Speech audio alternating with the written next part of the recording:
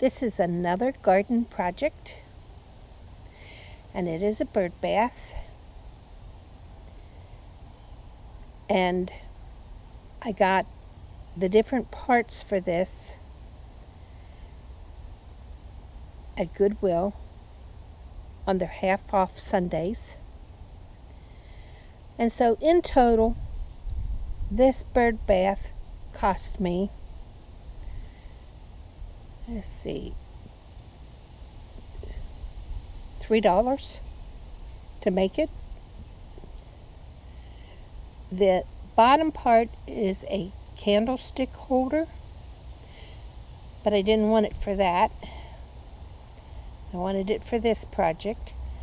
Then that was I think I paid 50 cents for that. And the plate, clear plate, was 50 cents.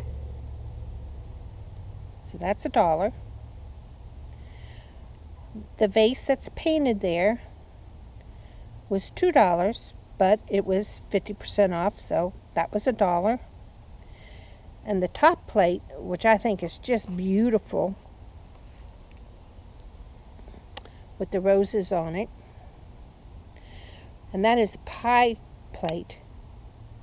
That was $2, 50 cents off was $1. So this whole project ran me $3, not including my glue.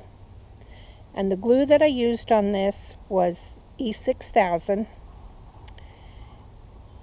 It's not real easy to work with because you have to make sure that you press down hard to get a seal, and you have to hold it for a few minutes. And you can't put it on a tilt or it will slide. So I did a piece at a time. And I can give you a word of advice if you decide to make something like this. The bottom part, which is a candlestick holder, which I've used on a lot of things, put that on last, because when you're gluing things and leaving them sit to dry and seal, if you don't have a good base, they could fall over.